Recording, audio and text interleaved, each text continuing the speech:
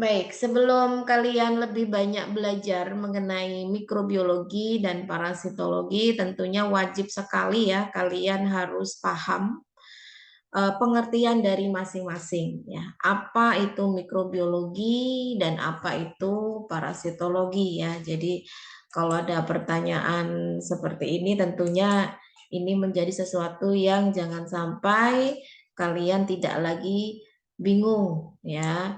Harusnya tidak lagi bingung ya. Artinya jangan sampai nanti kalian masih ketukar-tukar mana itu yang disebut mikrobiologi, mana itu yang disebut parasitologi.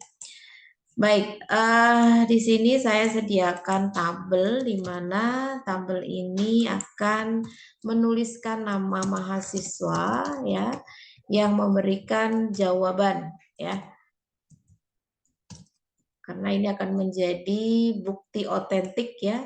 Kalian sudah melakukan proses perkuliahan sekaligus menunjukkan nilai keaktifan ya. Karena kalau yang sudah dicatat seperti ini tentunya tidak akan hilang ya. Jadi nanti saya bisa mengambil nilai ini untuk sebagai nilai keaktifan mahasiswa. Oke, ada dua di sini ya. Apa itu mikrobiologi, apa itu parasitologi. Silakan dua mahasiswa satu-satu ya menjelaskan apa itu mikrobiologi dan apa itu parasitologi. Silakan di sini yang sudah resen ada Vivi sama Widi ya. Silakan Vivi untuk yang mikrobiologi, kemudian yang Widi untuk yang parasitologi. Ya, silakan. Baik, Bu. Jadi mikrobiologi itu adalah ilmu yang mempelajari tentang mikroorganisme atau organisme yang berukuran mikron atau di bawahnya yang hanya bisa dilihat dengan mikroskop seperti bakteri, fungi, dan virus. Oke, baik. Kemudian Widi silakan apa itu parasitologi? Baik, parasitologi sendiri itu merupakan cabang ilmu biologi yang mempelajari tentang organisme yang bersifat parasit, baik bersifat mikroorganisme maupun makroorganisme seperti protozoa, helminthes, dan arthropoda. Oke, baik ya. Semuanya sudah menjawab dengan baik ya, artinya sudah memahami konsepnya. Jangan sampai nanti kalian masih bingung ya ketika ditanya apa itu mikrobiologi, apa itu parasitologi ya. Ini sudah saya sampaikan di pengantar ya bahwasanya harus betul-betul bisa memisahkan antara kedua pengertian. Meskipun dua pengertian ini berada dalam satu mata kuliah yang sama. Jadi bukan berarti memiliki pengertian yang sama. Mikrobiologi sebetulnya apapun istilahnya, kalau sudah ada di belakangnya itu ada logi-logi itu ya kan, kalau logi-logi itu kan nggak cuma mikrobiologi dan parasitologi ya, misalkan seperti farmakologi ya atau mungkin yang lainnya ya, sebetulnya itu mengambil dari bahasa Yunani ya, artinya adalah cabang ilmu cabang ilmu tertentu gitu ya. Tapi dilihat lagi apa yang dipelajari ya, karena itu bahasa yang sifatnya umum gitu ya. Kalau logi itu kan bahasa dari Yunani ya, dari kata logos ya. Logos itu artinya ilmu. Nah, kalau mikrobiologi kan berarti ilmu yang mempelajari tentang mikro. Nah, kita harus tahu dulu mikro itu berasal dari kata apa gitu ya, pengertiannya bagaimana. Jadi mikrobio itu artinya adalah mikroorganisme. Jadi ilmu yang mempelajari tentang mikroorganisme seluruhnya. Di sini tidak pandang bulu apakah yang menguntungkan atau yang merugikan. Semuanya dipelajari di sini. Tetapi tentunya lingkupnya luas ya, karena mikrobio ini kan tidak cuma bakteri ya. Karena kalau disebut istilah mikrobio itu kan berasal dari kata mikron. Mikron itu artinya ukuran. Berarti semua makhluk hidup yang ukurannya mikron itu disebut atau dimasukkan ke dalam golongan mikrobio ya atau mikroba. Nah, apa saja yang masuk ke dalamnya di sini seperti bakteri ya, fungi atau jamur. Tentunya di sini jamur yang ukurannya bukan makros ya, tetapi yang mikros. Kalau yang makros kan kita bisa ngelihat secara langsung tuh itu juga jamur ya yang sifatnya ukurannya tidak mikron ya. Banyak kok jenis jamur yang juga sudah dimanfaatkan ya yang sifatnya makro terutama dalam bidang pangan gitu ya. Nah, di sini yang masuk ke dalam mikroba itu adalah yang jenis mikron, ya, artinya yang ukurannya apa tidak bisa kita lihat secara langsung menggunakan mata, tetapi harus menggunakan alat bantu mikroskop. Ya, apa saja di dalam golongan fungi ini ya, misalkan seperti kamir, ya, kapang. Nah, ada juga satu jenis mikroba, tapi sebetulnya ini bukan sepenuhnya mikroba ya, makanya saya berikan warna biru di situ. Tetapi kita juga belajar ya, karena memang di mata kuliah kita tidak ada ilmu atau mata kuliah virologi kan nggak ada ya, nggak spesifik gitu. Makanya tetap ini kita bisa masukkan ke dalam mata kuliah mikrobiologi, tetapi dari segi silsilah ya, silsilah itu artinya dari golongannya, riwayat hidupnya gitu ya, memang tidak bisa sepenuhnya dimasukkan ke dalam golongan mikroba. Kenapa? Karena virus itu sendiri bukanlah sel, ya. Beda dengan bakteri, fungi yang memang itu memiliki sel, ya. Kalau virus ini partikel, ya, partikel yang tidak memiliki sel, artinya hanya memiliki materi genetik yang itu bisa digunakan untuk proses pembentukan generasi berikutnya atau mampu berkembang biak lah ya, disebut seperti itu. Tapi bukan sel. Nah, inilah luar biasanya virus ya. Memang dalam hal ini perlu diwaspadai begitu karena virus ini sifatnya lebih patogen begitu ya. Karena yang diserang tidak spesifik untuk bagian tertentu saja seperti itu ya. Artinya dalam hal ini kita tidak bisa memberikan obat yang bisa langsung membunuh virus. Karena itu susah gitu ya, sulit gitu. Karena memang dalam hal ini virus itu sendiri itu bisa atau mampu berdiam diri dalam waktu yang lama. Ya, tapi nanti kalau dia menemukan tempat yang cocok atau tempat yang sesuai, baru dia bisa aktif kembali. Nah, beda dengan bakteri, fungi ya, yang ketika kita diinfeksi oleh mikroba tersebut, kita cukup memberikan obat yang khusus untuk bakteri dan fungi, langsung pada objeknya mati gitu ya. Tetapi kalau virus tidak, ya. Nah, kemudian yang parasitologi. Nah, ini juga sama ya, ada istilah logi atau logos ya, itu artinya adalah cabang ilmu. Parasit, nah itu sudah jelas ya, artinya mempelajari semua makhluk hidup yang bersifat parasit saja. Artinya yang tidak bersifat parasit ya tidak dipelajari di bagian parasitologi ini. Nah, di mata kuliah ini untuk parasitologi memang lebih dikerucutkan kepada makhluk-makhluk hidup yang bersifat parasit khususnya pada manusia. Karena istilah parasit ini sifatnya luas ya, tidak hanya yang pada manusia yang itu dirugikan atau yang bisa disebut sebagai inang ya, tetapi juga makhluk hidup yang lain. Seperti tumbuhan itu juga ada ya, pada hewan itu juga ada. Bahkan bakteri pun itu juga bisa diinfeksi oleh parasit gitu ya. Dalam hal ini memang perlu dipahami ya pengertian dari istilah mikrobiologi dan parasit gitu. Nah, sekarang sudah tahu ya perbedaan antara mikrobiologi dan parasitologi. Jadi objek-objeknya sudah jelas tuh mana yang mikrobiologi, mana yang parasitologi. Jadi jangan salah alamat lagi ya. Ketika saya bilang parasit gitu ya, jangan sampai kalian menyebutkan bakteri gitu ya, karena ini sangat berbeda golongan gitu. Satunya mikrobiologi, satunya parasit. Oke, nah sekarang kita masuk ke bagian selanjutnya, yaitu pengertian dari mikroorganisme. Apa itu mikroorganisme? Oke, mungkin cukup satu saja ya untuk ini pengertiannya.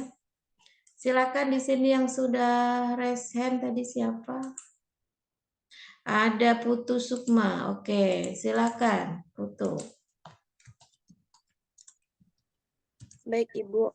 Apa itu mikroorganisme? Mikroorganisme adalah organisme hidup yang berkurun mikron atau di bawahnya yang hanya dapat dilihat menggunakan mikroskop. Cukup, Ibu. Baik, terima kasih atas jawabannya. Coba kita lihat bersama-sama di sini ya. Nah, ini yang penting sekali harus kalian pahami dulu ya. Jadi jangan sampai nanti kalian masih bingung, apa sih mikroorganisme itu? Kan kalau organisme itu kan makhluk hidup secara umum ya. Organisme itu makhluk hidup gitu ya. Tetapi makhluk hidup itu ada yang sifatnya makro, ada yang sifatnya mikro. Nah, kalau tadi di awal saya sudah menyebutkan istilah mikro itu kan berasal dari kata mikron. Artinya apa? Makhluk hidup atau organisme hidup yang ukurannya adalah mikron. Jadi ukuran mikron itu analoginya seperti ini. Kalau kalian punya ukuran 1 mm ya, dilihat di penggaris itu kan kalau mata kita normal itu masih bisa ngelihat ya. Tetapi kalau sudah nggak normal atau ada plus atau minus itu tentu akan sulit ya. 1 mm itu dibagi 1000 baru ketemu mikron. Itu kan hal yang tidak mungkin ya kita bisa lihat secara langsung gitu. Kita memiliki keterbatasan. Nah, untuk melihatnya harus ada alat yang mampu memperbesar ukuran dengan bayangan yang terbentuk. Alat itu disebut mikroskop. Ya, tentunya ini hal yang patut kita syukuri ya, bahwasanya mikroskop ini sudah ada. Bayangkan saja kalau mikroskop ini nggak ada, mungkin sampai detik ini untuk jenis-jenis penyakit yang banyak menginfeksi manusia belum tahu itu disebabkan karena apa. Nah, itu ya. Mikroorganisme itu artinya organisme hidup yang memiliki ukuran mikron atau di bawahnya, ya lebih kecil lagi gitu ya. Nah, istilah kecil memang seringkali kita gunakan untuk menyebut ukuran makhluk hidup, bakteri. Bakteri itu apa sih? Pokoknya kecil. Nah, padahal istilah kecil itu kan sifatnya relatif ya. Saya katakan semut itu kecil. Ya, mungkin ada lagi hewan yang lebih kecil, kutu ya. Kutu itu kecil gitu. Tetapi bukan bakteri itu. Artinya selama ukurannya itu tidak mikron dan kalau dilihat pakai kaca pembesar juga masih kelihatan gitu ya. Nah, itu bukanlah mikroorganisme. Ya. Jadi bukan masuk ke dalam golongan bakteri. Nah, sehingga untuk melihatnya itu harus menggunakan alat bantu mikroskop seperti itu. Ya. Nah, di sini ada dua penggolongan mikroorganisme. Tadi itu kan sudah saya jelaskan di awal ya, mikrobiologi itu mempelajari tentang apa saja begitu ya. Nah, di sini ada seluler dan aseluler.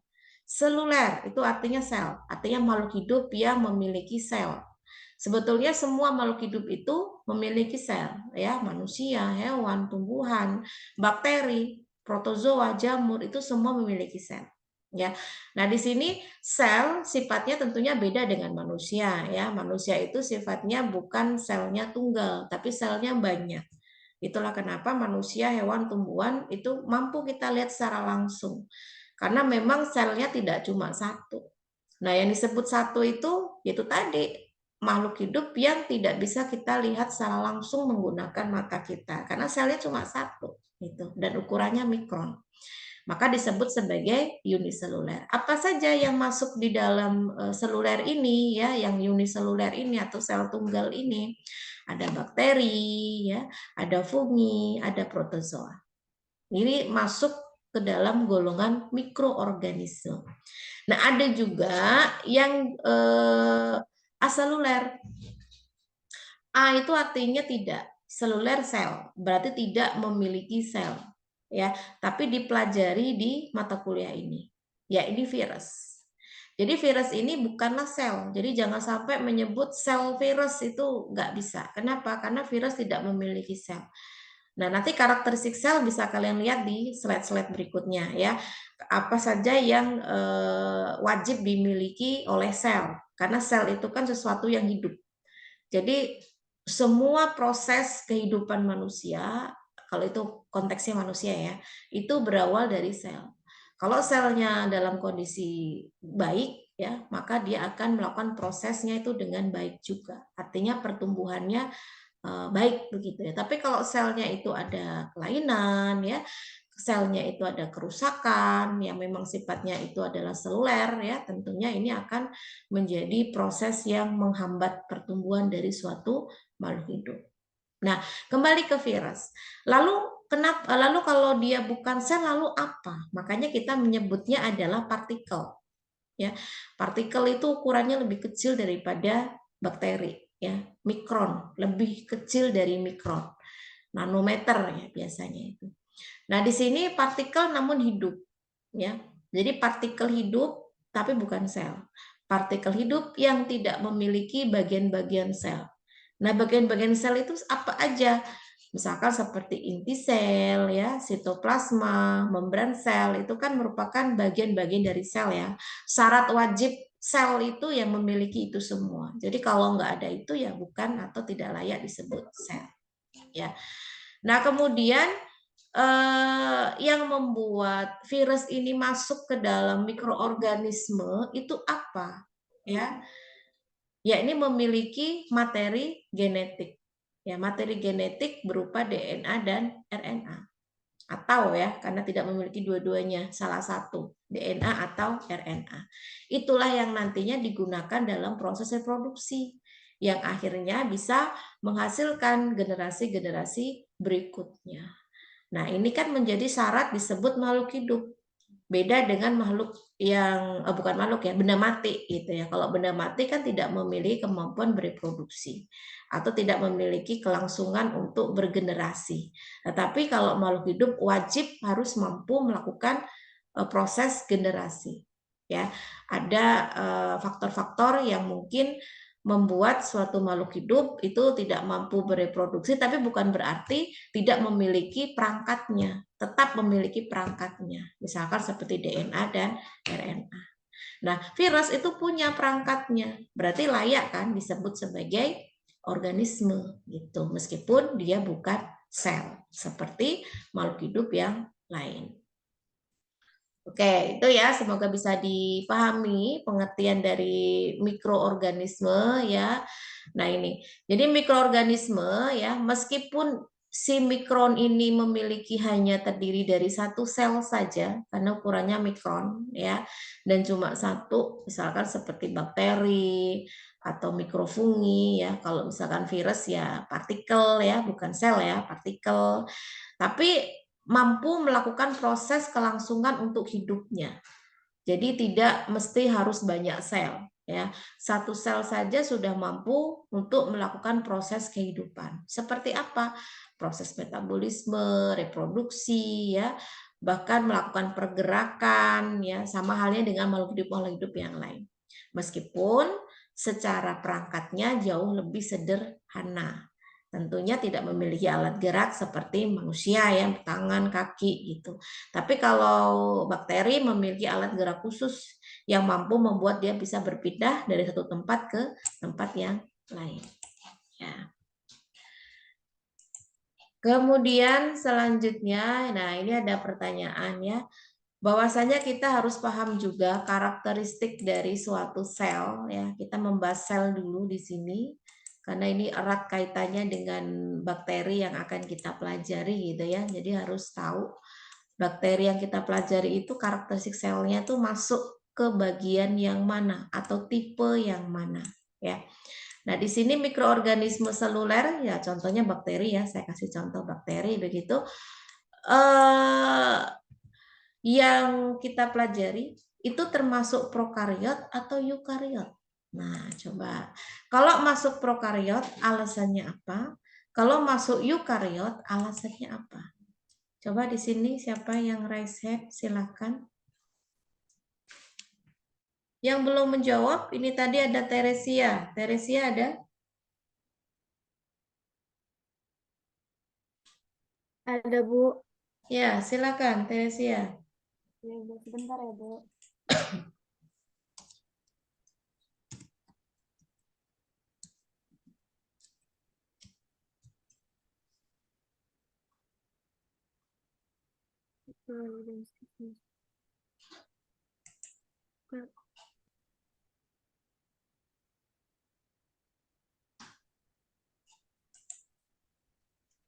Termasuk ke eukariot, Bu. Masuk eukariot. Alasannya kenapa? Alasannya karena dia sel yang memiliki membran inti. Sel yang memiliki membran inti. Iya. Oke. Yang lainnya mungkin ada yang berbeda pendapat?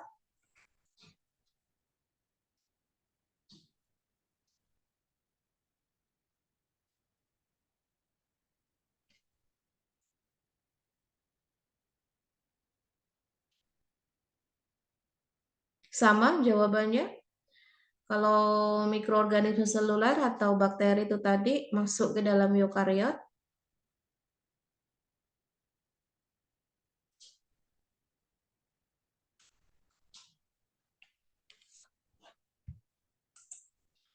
Vivi? Sama, Vi? Jawabannya? Iya, bakteri termasuk ke prokariot, Bu. Eukariot apa prokariot? Prokariot. Nah, kan berbeda kan dari Teresia tadi. Teresia tadi eukariot. Kalau Vivi prokariot ya. Bisa dijelaskan alasannya apa? Kenapa masuk ke dalam prokariot? Kalau prokariot itu seluler yang tidak ada membran inti, jadi dia lebih sederhana dan ditemukan pada organisme bersel tunggal. Sedangkan eukariot lebih kompleks dan ditemukan pada parasit seperti protozoa bersel tunggal karena dia memiliki membran inti. Ada juga di makrofungi, tumbuhan, hewan, dan manusia. Oke, baik. Nah, ini ya yang perlu kita pahami betul ya, bahwasanya kita harus tahu gitu ya, apa sih pengertian prokariot dan eukariot ya. Jadi prokariot dan eukariot itu adalah karakteristik dari sel. Ada yang sel sifatnya prokariot, ada yang sel sifatnya eukariot. Manusia, hewan, tumbuhan, bahkan bakteri itu sama-sama makhluk hidup yang memiliki sel. Tapi karakteristiknya tentu berbeda ya, meskipun sama-sama memiliki sel tapi selnya tidak sama. Kita sama bakteri nggak sama ya, karena ada perbedaan-perbedaan yang itu tentunya dari kelengkapan yang ada yang lebih sempurna begitu ya. Kalau bakteri itu terhitung dia lebih sederhana, sedangkan kalau manusia, hewan itu jauh lebih kompleks gitu ya. Nah, ini kan pengertiannya sudah ada di sini ya, definisinya ya. Coba disimak bersama-sama. Satunya sel prokariot, satunya sel eukariot ya. Kalau yang prokariot itu strukturnya lebih sederhana, sedangkan yang eukariot itu lebih kompleks ya. Nah, kalau yang prokariot ini banyak atau memang seluruhnya ditemukan pada organisme bersel tunggal ya, ya berarti yang tadi uniseluler tadi, berarti bakteri masuk ke dalam sini. Nah, sedangkan kalau eukariot ya, ini dia lebih kompleks. Dalam satu sel itu susunannya lebih kompleks ya. Dan biasanya ini ditemukan ya pada makroorganisme, misalkan seperti hewan, tumbuhan, manusia begitu. Tetapi ada juga mikroorganisme yang dia masuk selnya itu karakteristiknya adalah eukariot, tapi bukan bakteri ya. Tapi meskipun ukurannya adalah mikron ya, tetapi dia sifat selnya sudah sempurna, lebih kompleks, yaitu dari golongan parasit tapi yang bersel tunggalnya ya. Ada golongan protozoa, amoeba. Nah, itu masuk ke dalam selnya eukariot meskipun sama-sama dalam proses pengamatannya itu harus menggunakan mikroskop ya. Satunya ada yang mikron, satunya ada yang ukurannya makro ya. Jadi sel eukariot itu tidak hanya sebatas pada makhluk hidup yang ukurannya makro, tapi juga ada yang ukurannya mikro, tetapi bukan bakteri, tapi dari golongan parasit yang bersel tunggal. ya. Kemudian apa yang membedakan antara sel prokariot dengan sel eukariot? Dari membran intinya. Kalau sel prokariot itu tidak memiliki membran, tidak memiliki lapisan yang menyelimuti inti. Jadi di dalam inti itu sebagai tempat adanya materi genetik, ya. Jadi materi genetik kita itu tersimpan di dalam inti. Nah, kemudian kalau eukariot itu memiliki membran atau memiliki lapisan. Jadi lebih kokoh dia. Itulah kenapa makhluk hidup yang selnya itu sifatnya prokariot, karena si inti ini tidak memiliki pelindung, tidak memiliki membran, atau tidak ada gerbang yang melindungi ya, ini gampang sekali terganggu oleh faktor lingkungan. Sehingga akan mudah mengalami perubahan materi genetik atau yang kita sebut sebagai mutasi. Ya nggak heran ya kalau bakteri itu mudah sekali mengalami mutasi. Karena memang karakteristik selnya tidak seperti manusia. Kalau manusia itu sangat susah mengalami mutasi. Meskipun terjadi mutasi, tapi mutasinya tidak ekstrim. Ya, tidak sampai merubah karakteristik. Kalau bakteri itu sampai mampu mengubah karakteristik. Yang awalnya tidak patogen itu bisa menjadi patogen. Makanya hati-hati sekali kalau kita berkenaan dengan bakteri, ya, terutama dalam treatmentnya. Tidak boleh sembarangan menggunakan obat antibiotik, ya. Kenapa? Karena ini bisa memicu terjadinya mutasi bagi bakteri. Sehingga apa? Ketika terjadi mutasi, maka si bakteri ini akan memiliki kemampuan tambahan, ya. Dia udah nggak ini lagi, udah nggak bisa lagi dikasih antibiotik tersebut. Jadi lebih kebal, ya. Karena apa? Karena ada perlakuan-perlakuan yang tidak tuntas. Misalkan seperti kita diberikan antibiotik tetapi tidak kita selesaikan, tidak kita habiskan karena kita sudah merasa sembuh misalkan. Tapi bukan berarti bakteri yang ada dalam tubuh kita sudah hilang sepenuhnya. Mungkin ada yang masih pingsan ya, ada yang masih teler mungkin ya. Nah, pada saat itulah ketika kita sudah anggap kita sembuh ya, kita memberhentikan treatment untuk antibiotiknya. Pada saat itu juga si bakteri itu akan mengokohkan dirinya ya, sehingga tidak tuntas itu tadi yang menyebabkan dia memiliki kemampuan yang lebih besar sehingga tidak mampu lagi untuk dibasmi sama si antibiotik merek bukan merek ya, tipe itu gitu ya. Jadi tidak lagi bisa. Jadi harus ditambahkan grade-nya ke antibiotik yang berikutnya lagi. Nah, ini tentu akan berbahaya sekali.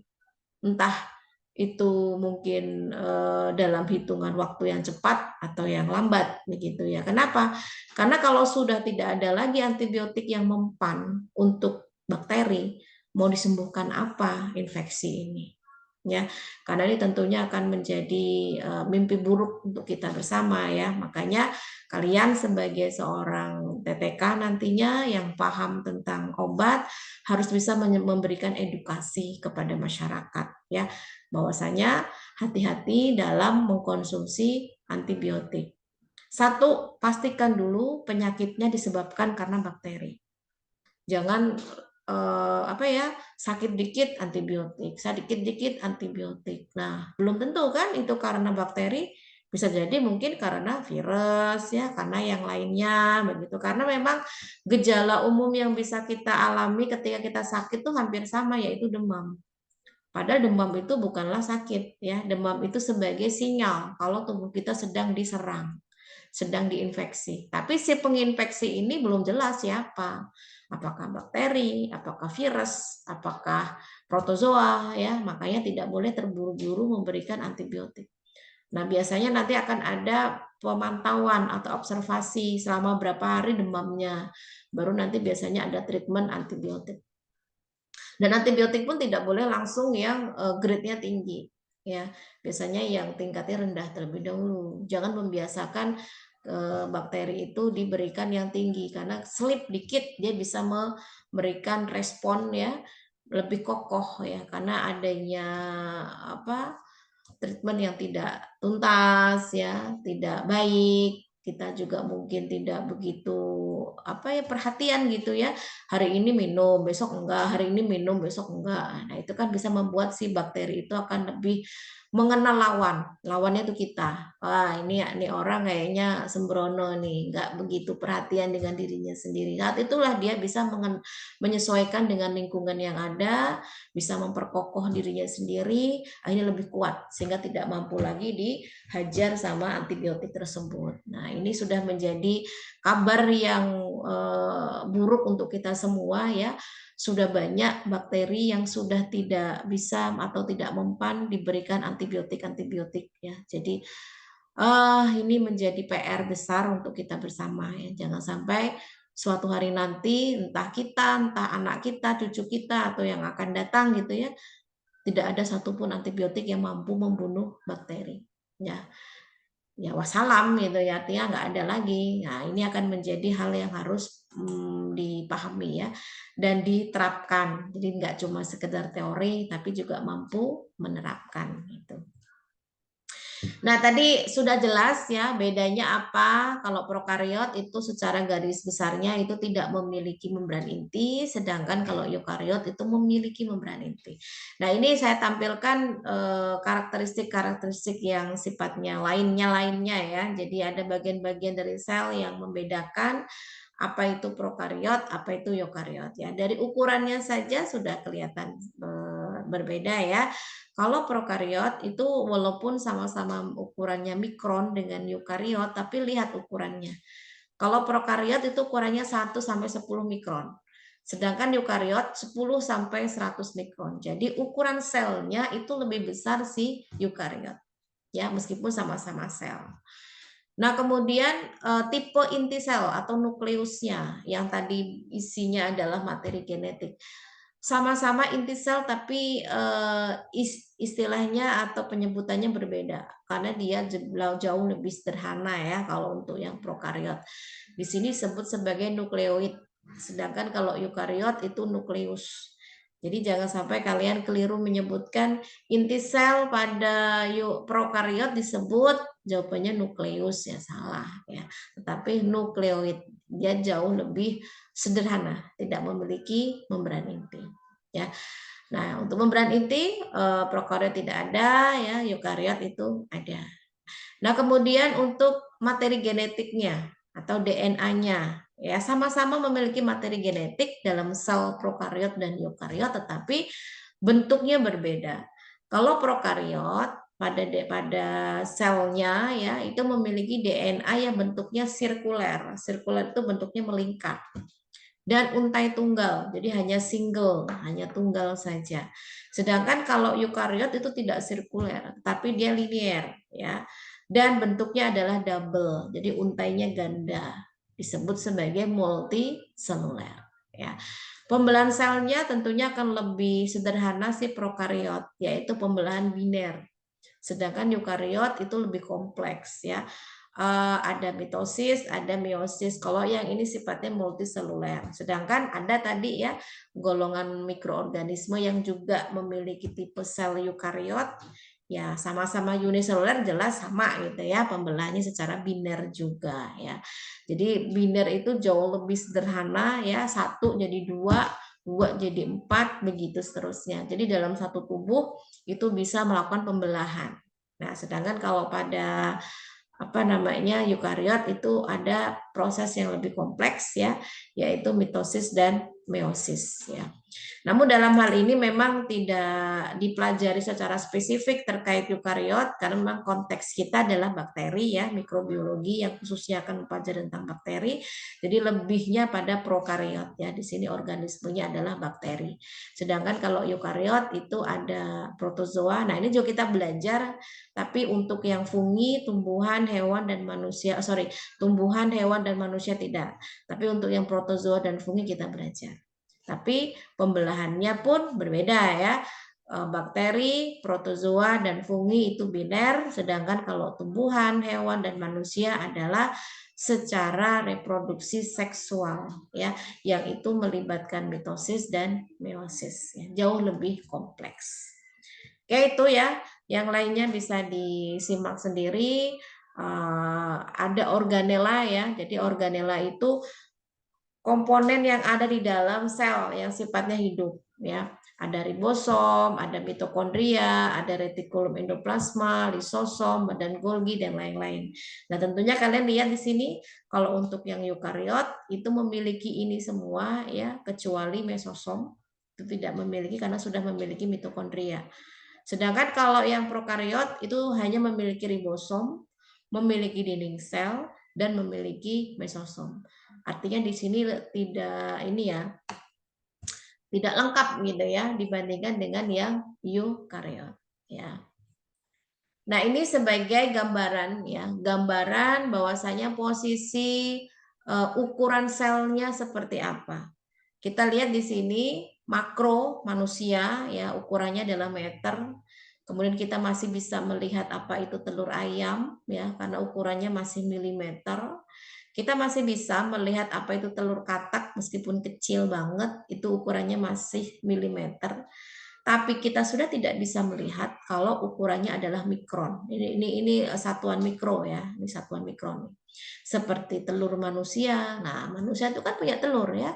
Namanya apa? Ada yang tahu telurnya manusia?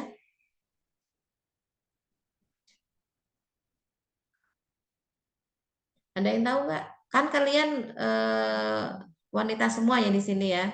Harus tahu bahwasanya memang seorang wanita itu memiliki telur juga. Seperti halnya dengan makhluk hidup yang lain. Telurnya namanya apa? Ovum bukan, Bu? Ovum bukan, Bu? Iya, ovum ya. Jadi manusia pun juga punya telur ya. Di mana dalam setiap siklus kalian menstruasi begitu ya, itu kalian mengeluarkan satu telur kalian yang tidak dibuahi. Ya. Kalau terjadi kehamilan kan tidak mengalami menstruasi tuh, berarti telurnya sudah dibuahi dan terjadi proses pembelahan sel lebih lanjut begitu. Tapi kalau masih mengalami menstruasi berarti ovumnya tidak dibuahi. Tapi apakah dari kita semua mampu melihat, aduh ovum saya yang mana yang keluar ya? Kan nggak mampu ya. Artinya tidak bisa kita lihat ya dengan mata kita secara langsung. Nah, artinya di sini ukurannya mikron ya. Kemudian bakteri ya, bakteri di sini ukurannya 1 mikro ya. Artinya sama-sama memiliki sel ya. Kita punya sel hewan, punya sel tanaman, punya sel telur gitu ya. Artinya ukurannya meskipun sama-sama mikron tetap lebih kecilan bakteri ya. Makanya memang agak susah untuk melihat bakteri. Biasanya bakteri itu sifatnya transparan. Jadi harus dilakukan pewarnaan terlebih dahulu untuk melihatnya ya. Tapi ya itu tadi sebuah ikhtiar ya dari kita bahwasanya untuk pengamatan meskipun sulit tetap harus dilakukan ya, karena ini menjadi kontribusi dalam pengembangan ilmu. Kenapa? Karena terutama di bidang kesehatan ya, kalau kita untuk mendeteksi sakitnya disebabkan karena apa begitu ya, biasanya kan dilakukan pengujian-pengujian tertentu ya. Nah, salah satunya itu melihat dari ada tidaknya bakteri dari suatu sampel ya. Biasanya kita mengamatinya dengan cara pengamatan mikroskop dan diberikan warna. Tentunya dalam setiap pemberian warna itu memiliki karakteristik yang berbeda-beda antara satu bakteri dengan bakteri yang lain ya. Nah, di sini ada virus. Nah, virus ini sudah tidak lagi masuk ke dalam mikron, tetapi nano. Ya, dia jauh lebih kecil lagi dibandingkan bakteri. Oleh karena itu, pengamatannya tidak lagi bisa menggunakan mikroskop biasa yang berdasarkan mikroskop cahaya. Tapi harus menggunakan mikroskop elektron, di mana perbesarannya kalau mikroskop cahaya itu perbesarnya sehingga 1000 kali, kalau mikroskop elektron 1000 kalinya lagi dari mikroskop biasa.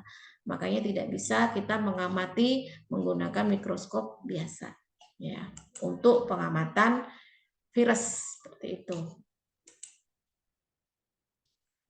Nah, kemudian kita masuk ke sejarah mikrobiologi ya. Jadi sejarah mikrobiologi ini perlu kalian pahami sedikit ya. Kalau lebihnya kan sudah kalian pelajari dan sudah simak di video ya. Artinya sudah tidak bingung lagi sih harusnya begitu ya, sudah disimak ya. Awal mula sejarah mikrobiologi itu ditemukannya mikroskop ya. Jadi mikroskop yang itu penemunya adalah Robert Hooke ya pada tahun 1664.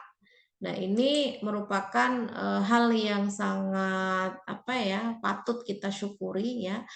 Karena pada saat tahun tersebut ditemukan si mikroskop ini meskipun masih sangat sederhana, itu sudah mampu untuk memberikan kontribusi yang besar terhadap perkembangan bidang keilmuan terutama sains ya. Dengan adanya mikroskop itu akhirnya tahu apa itu sel. Awalnya sel itu dianggap sesuatu yang sifatnya mati, kosong, tidak ada apa-apa. Kenapa? Karena yang diamati sampelnya adalah sesuatu yang sudah mati. Padahal kenyataannya ketika sel itu ada di dalam tubuh makhluk hidup yang masih hidup ya, itu bukanlah benda mati, tetapi sesuatu yang hidup ya. Nah, ini dilanjutkan perkembangan pengamatan untuk mikroskop terhadap sel ya. Kalau awalnya itu kan diambil dari sampel yang sudah mati nih ya. Ini batang tanaman yang sudah mati ya jelas di dalamnya sudah tidak ada kehidupan apa-apa kan sudah mati. Tetapi dilanjutkan oleh Anthony van Leeuwenhoek ya. Ini mengamati apa? Pada saat itu belum ditemukan sel, ya istilah sel itu belum. Jadi masih menyebutnya sebagai hewan kecil. Hewan kecil, padahal kan logikanya hewan bukan masuk ke dalam prokariot ya. Hewan masuknya ke dalam eukariot. Tapi ya penyebutannya masih hewan kecil dulu. Nah, ini disebut sebagai animal culls. Ya, animal culls ini diambil dari sampelnya adalah sisa makanan yang menempel pada gigi. Nah, itu ya. Jadi kenapa kita kalau habis makan harus gosok gigi ya? Salah satunya untuk menghindari si penyebab kerusakan gigi ini dari golongan protozoa karena sekarang ya sudah ditemukan ya, dan juga bakteri. Nah, pada saat itu ditemukan itu ternyata ada sesuatu yang hidup di dalam sel itu ya. Jadi tidak lagi bahwasanya sel itu merupakan ruang kosong yang tidak ada kehidupan, tetapi ternyata di dalam sel itu ada kehidupan ya. Sehingga dengan adanya perkembangan ilmu tersebut, hewan kecil itu tadi ya disebut bukan hewan kecil lagi tetapi bakteri ya. Nah, mikroskop tentunya banyak jenisnya ya, ada cahaya, ada stereo, ada elektron. Nah, tadi yang disebutkan yang cahaya sama elektron ya. Kalau cahaya itu perbesarannya maksimum 1000 kali. Sedangkan kalau elektron itu 2 kali lipatnya ya. Jadi ini kalau mau mengamati bentuk dari virus itu harus menggunakan mikroskop elektron. Tidak bisa kita menggunakan mikroskop cahaya ya. Ini silakan nanti dibaca sendiri.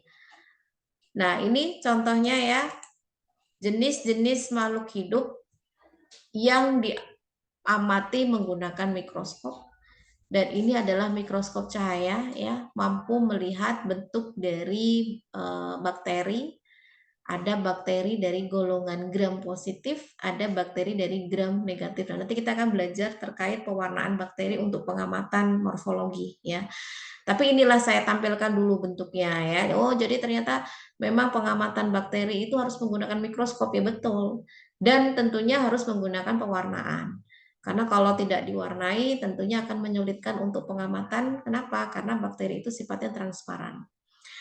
Atau juga bisa mengamati selain bakteri ya, sel pada makhluk hidup, manusia misalkan.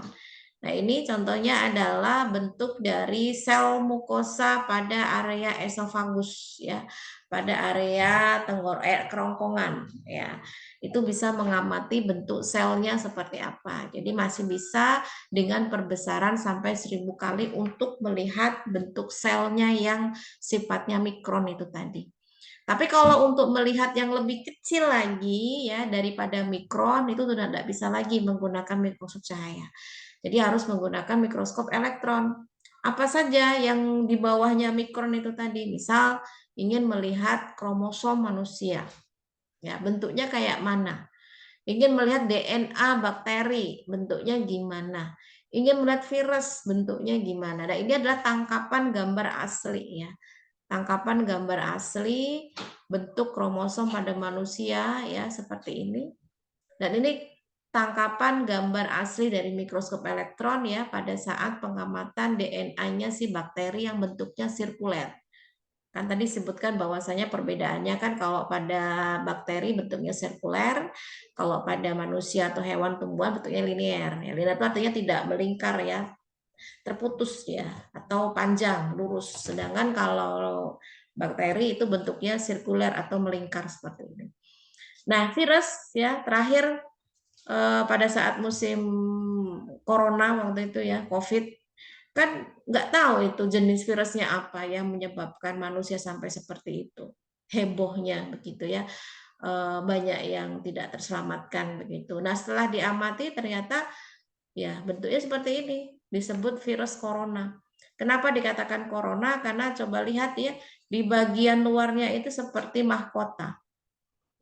Corona itu artinya mahkota ya, crown. Jadi ternyata namanya cantik ya, tapi tidak secantik virusnya ya, yang begitu berbahaya pada saat itu. Jadi virus corona ini mampu diamati menggunakan mikroskop elektron. Jadi bentuknya seperti ini ya. Dan ini yang menjadi bagian yang sangat penting sekali ya di bidang kesehatan ya. Bagaimana kita bisa menentukan suatu penyakit kalau kita sendiri tidak tahu penyebabnya apa. Kemudian bentuknya seperti apa ya. Dengan adanya mikroskop elektron itu tadi akhirnya kita bisa memberikan kontribusi ya untuk melawan misalkan itu virus ya, untuk melawan si virus itu dengan cara yang bagaimana. Nah, itu bagian ya dari perkembangan ilmu. Oke, mungkin untuk pengantar ya, pengantar terkait sejarah mikrobiologi sampai sini ya, karena ada waktu 1 jam lagi untuk sesi Zoom untuk praktikumnya. Nah, ini kan tidak semuanya disampaikan ya pada pertemuan kita. Ini sudah ada semuanya di video yang sudah saya sharekan linknya. Silakan disimak kembali. Yang penting kalian itu paham ya bahwasanya awal mula kehidupan manusia itu tidak secerah sekarang ya untuk bidang keilmuannya. Dulu itu sesuatu yang mungkin sekarang bisa kita tertawai ya. Ada ya dulu yang beranggapan seperti itu gitu ya. Tapi ya itulah ya, perkembangan ilmu itu akan terus melaju dengan cepat dengan seiring perkembangan teknologi ya. Apalagi sekarang teknologi sudah sangat mencuat ya, artinya sudah sangat tinggi levelnya, tentunya bukan hal yang sulit lagi ya untuk memberikan kontribusi ya terhadap perkembangan ilmu khususnya di bidang kesehatan. Karena awalnya dulu itu ada teori abiogenesis. A itu artinya tidak, bio itu hidup. Berarti abiogenesis ini menyatakan kalau makhluk hidup itu berasal dari benda mati. Nah, kalau sekarang kan diketawain ya, ada ya orang berpikir mungkin dianggap gila gitu ya. Tapi itulah ya, dulu sempat berpikir seperti itu. Kenapa? Karena ada penemuan ya itu tadi ya, karena semua berawal dari kekeliruan, berawal dari kesalahan gitu ya. Jadi dulu itu anggapan dari teori ini, abiogenesis ini, makhluk hidup itu muncul secara spontan, tiba-tiba ada gitu aja. Dan itu pun berasal dari benda mati. Ya kalau sekarang ini anak-anak TK aja ngerti gitu ya, tapi itu tadi ya perkembangan ilmu gitu. Nah kalau dulu itu kenapa dianggap makhluk hidup itu berasal dari benda mati? Karena ada percobaan seperti ini si Aristoteles ya. Jadi dia melakukan eksperimen ya, meletakkan daging di dalam wadah yang tidak ada tutupnya ya. Dalam waktu beberapa hari tiba-tiba muncullah larva. Larva itu akhirnya jadi lalat gitu. Jadi mikirnya pada saat itu apa? Si lalat-lalat ini hidupnya berasal dari si daging yang sudah mati ini. Nah, kalau dulu ya itu dipercaya gitu ya. Kalau sekarang mungkin itu tadi aneh-aneh aja gitu ya. Padahal ini semua dikarenakan apa? Karena kondisi si wadah ini tidak ditutup. sehingga akan berpeluang ada larva-larva yang telur-telur larva itu hinggap di sini dan akhirnya bisa menetas jadilah larva, kemudian bisa jadi lalat. Kalau sekarang ya, kalau dulu mungkin butuh waktu yang lama ya untuk memberikan keyakinan kepada orang-orang gitu ya, sehingga tercetuslah teori biogenesis, bahwasanya manusia, hewan, tumbuhan itu tidaklah dari benda yang mati. Atau tadi larva tadi bukan dari daging yang membusuk yang sudah mati itu tadi ya, tetapi dari makhluk hidup sebelumnya. Ya, ini beberapa percobaan-percobaan yang sudah dilakukan ya dari Francisco Redi yang pertama, yang kedua juga, kemudian yang lakukan oleh Lazarus Spallanzani ya, kemudian oleh Louis Pasteur ya. Louis Pasteur pun ada yang percobaan pertama, percobaan kedua ya, sehingga ditemukannya terakhir ya bahwasanya memang sudah tidak benar itu semua yang sebelum-sebelumnya ya, bahwasanya kalau misalkan terjadi kehidupan di dalam suatu wadah yang memang itu disengaja diberikan ya, di sini kan menggunakan kaldu ya. Jadi ketika kaldu itu dipanaskan gitu ya, maka tidak ada bakteri yang tumbuh di situ karena dalam kondisi yang steril. Tapi dengan catatan ya, tidak ada udara yang masuk. Walaupun kalian memanaskan suatu bahan makanan misalkan ya sampai mendidih, nggak ada bakteri lagi, terus kalian menyimpannya di tempat yang terbuka, ya sama aja. Walaupun awalnya si bahan makanan itu steril, tapi karena ada udara yang bersirkulasi masuk ke dalam wadah itu, ya berpeluang untuk meninggalkan apa telur larva lah, bakteri yang hinggap lah atau yang lain-lain. Ya, sehingga tidak bisa kita menyebutnya bahwasanya kehidupan itu berasal dari benda mati gitu ya. Tapi juga yang perlu diperhatikan di sini ya bahwasanya memang kita harus paham dulu masing-masing dari perkembangan teori-teori itu. Jadi kalau kalian perhatikan ya, di sini kan ada beberapa percobaan gitu ya. Kalau dilihat dari bentuk leher tabungnya, satunya lurus, kemudian dibuat satunya melengkung seperti ini ya. Ini walaupun dalam kondisi yang terbuka, tetap si kaldu ini tetap steril. Kenapa? Karena udaranya tertahan di sini. Ya, dilekukannya itu. Ya. Jadi memang dalam hal ini perlu diperhatikan. Nah, kalau sampai dia dalam kondisi terbuka dan dalam kondisi si udara itu gampang masuk, ya pasti dia akan mengganggu proses dari sterilnya itu tadi, sehingga akan mengalami kontaminasi yang artinya mikroorganismenya itu akan tumbuh di dalam kaldu ini. Ya, jadi penyebab kehidupan itu bukan si kaldunya itu yang menyebabkan adanya bakteri, tetapi karena sirkulasi udara yang masuk dan mengenai kaldu itu yang membawa bibit-bibit bakteri itu sehingga tumbuh di dalam wadah tersebut. Sampai segininya perkembangan ilmu itu dilakukan untuk membuat penemuan-penemuan yang tentunya bermanfaat ya untuk kehidupan orang banyak begitu. Kita nggak tahu apa yang terjadi ketika tidak dilakukan uji coba seperti ini, sehingga banyak orang-orang yang beranggapan bahwasanya makhluk hidup berasal dari benda mati. Ya. Kemudian untuk postulat coach, oh ini tadi belum ya.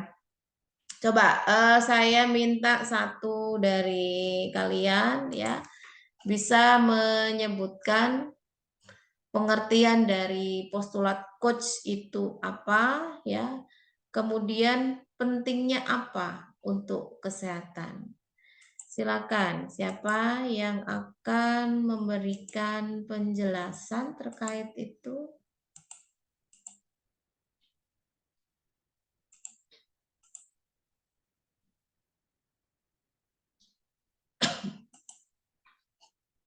Siapa? Silakan.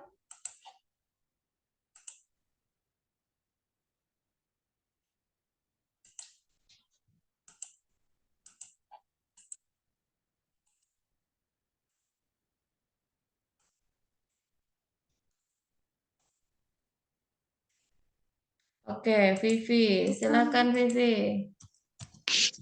Baik, Bu. Jadi postulat Koch atau pencetusnya Robert Koch itu membuktikan teori penyebab penyakit atau hubungan mikroorganisme dengan penyakit. Jadi dia menetapkan bahwa mikroorganisme tertentu sebagai penyebab penyakit atau bukan. Peran mikroorganisme untuk kesehatan sendiri, jadi kita bisa menghasilkan antibiotik sebagai agar bakteri tidak merajalela, untuk menghasilkan enzim, juga menghasilkan insulin sebagai pengatur gula darah. Oke, baik. Postulat Koch. Nah, ini tadi sudah saya sebutkan di awal ya.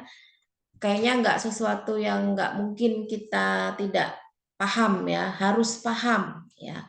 Bahwasanya memang postulat Koch ini erat kaitannya ya dengan ilmu bakteriologi, ilmu tentang bakteri ya, karena pertama kali ditemukan oleh Bapak Robert Koch yang itu di tahun 1843 ya sampai 1910. Ini tentunya di antara kita belum ada yang lahir semua gitu ya. Dan dikenal sebagai Bapak bakteriologi. Jadi ini disebut juga sebagai teori penyebab penyakit atau sebab akibat hubungan mikroorganisme dan penyakit. Jangan sampai kita itu menyebutkan kalau penyakit TBC itu disebabkan oleh Mycobacterium tuberculosis kalau belum adanya uji coba postulat Koch ya. Nah, dalam hal ini tentunya ada beberapa tahapan yang harus dilakukan. Ya, kalau sekarang sih itu semua sudah dilakukan ya, karena sudah jelas begitu. Nah, kalau awal-awal kita ingin menentukan apakah benar ya, misalkan bakteri X itu penyebab penyakit A misalkan, itu harus dilakukan telaah-telaah lebih dahulu ya, baru kita meyakinkan oh ya benar kalau bakteri X itu menyebabkan penyakit A. Nah, di sini kita harus paham ya, bahwasanya ada beberapa ketentuan yang harus dipenuhi sehingga ketentuan itu sama-sama kita pahami ya. Jadi yang pertama, mikroba penyebab penyakit itu harus pada individu yang sakit.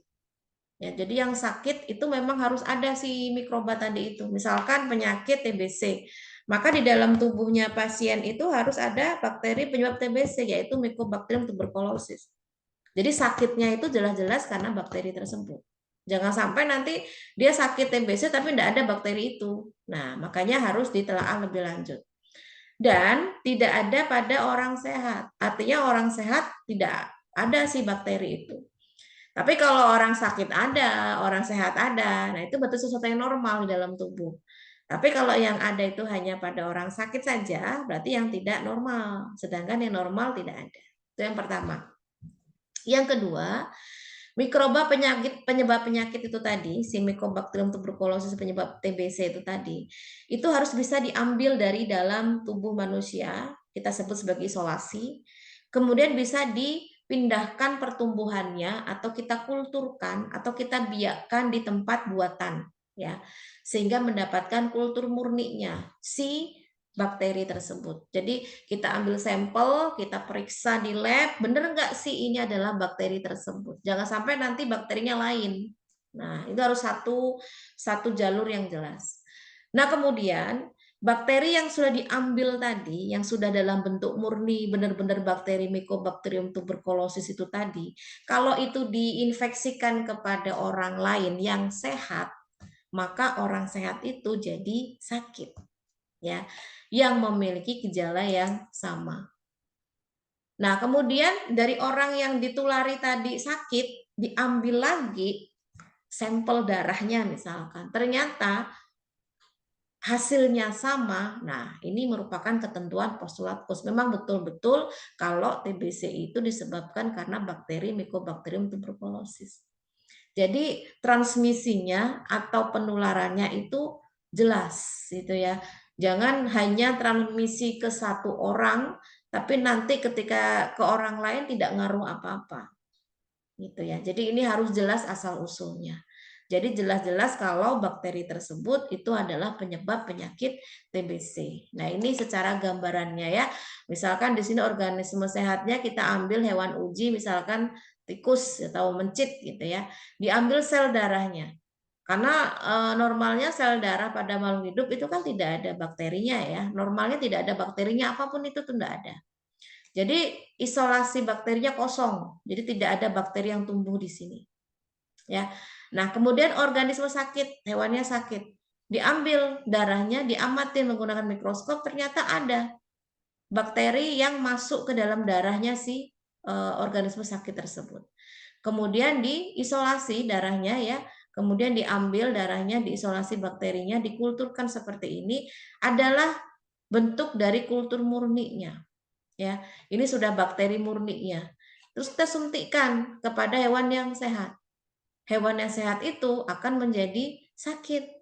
Nah, ketika hewan sakit ini kita kulturkan lagi si bakterinya, ternyata menunjukkan adanya mikroorganisme yang sama dengan si hewan uji yang pertama. Jadi harus seperti itu. Jadi nggak bisa kita menerka-nerka kalau penyebab penyakit A ini adalah itu nggak bisa. Harus melakukan tahap-tahap eksperimen seperti ini yang kita kenal sebagai postulat Koch. Nah, itu ya. Jadi ini merupakan suatu hal yang harus dipahami bahwasanya dengan begitu kita bisa memberikan apa ya, peluang gitu ya. Jangan sampai nanti ada penularan yang lebih lanjut terhadap orang yang sehat ya. Jadi dalam hal ini kita bisa mensiasati memberikan rambu-rambu bagaimana agar kita tidak tertular terhadap penyakit tersebut. Misalkan pasien TBC, ternyata ketika seseorang itu kena dropletnya atau kena air liurnya ya, itu bisa masuk ke dalam saluran pernapasan kita. Kemudian bisa masuk ke dalam paru-paru ya. Nah, itu kan bisa menular ya dari satu orang ke orang yang lain. Nah, makanya bagaimana caranya ketika kita menghadapi pasien TBC tetap harus dalam menggunakan APD ya, menggunakan masker ya, kemudian ya istilahnya inilah ya, penangkal awal gitu. Nah, sama halnya dengan virus COVID kemarin itu. Bagaimana supaya kita tidak tertular dengan virus si pasien yang mungkin kita jumpai atau orang yang terinfeksi, makanya kita harus memberikan tubuh kita ini pelindung gitu ya, baik secara dari dalam maupun dari luar. Kalau dari luar kan kita menggunakan APD ya, menggunakan masker ya. Kemudian kalau yang dari dalam ya itu tadi memberikan amunisi untuk sistem imun kita supaya ada tentara khusus dalam tubuh kita ya, yaitu antibodi untuk melawan ketika ada virus masuk ke dalam tubuh. Nah, itu. Jadi dalam hal ini banyak manfaatnya kita bisa mempelajari apa itu postulat Koch ya. Jadi jangan sampai kita bisa masuk ke dalam rantai penularannya. Jangan sampai kita jadi sakit karena kita terinfeksi oleh mikroba yang menginfeksi teman kita misalkan. Jadi kita harus mengenali penularannya itu melalui apa sih? Apakah melalui sentuhan ya, apakah melalui makanan atau melalui pernapasan. Nah, itu tentunya setiap mikroba memiliki karakteristik yang berbeda-beda ya. Oke, itu jadi yang lainnya bisa dipelajari sendiri ya. Karena tidak semuanya bisa kita jelaskan melalui Zoom. Mungkin untuk selanjutnya kita bisa mempelajari itu. Sebetulnya saya tidak membatasi kalian harus mengambil dari materi saya, tidak. Karena yang namanya sejarah mikrobiologi itu referensinya banyak ya. Kalian boleh baca dari buku, boleh baca dari internet ya, tidak mesti harus dari materi saya. Karena dari materi saya itu sifatnya masih sangat terbatas ya. Tidak semuanya saya tampilkan. Hanya saja saya mencoba merangkum ya materi-materi yang begitu banyak itu tadi agar bisa tersampaikan dengan kalian. Begitu ya. Oke, sampai sini untuk yang teori ya. Ada yang ditanyakan? Kalau cukup kita akhiri dulu ya untuk yang teori. Nanti setelah ini ada waktu 30 menit untuk kita melanjutkan sesi yang praktikum secara online ya. Oke, cukup ya.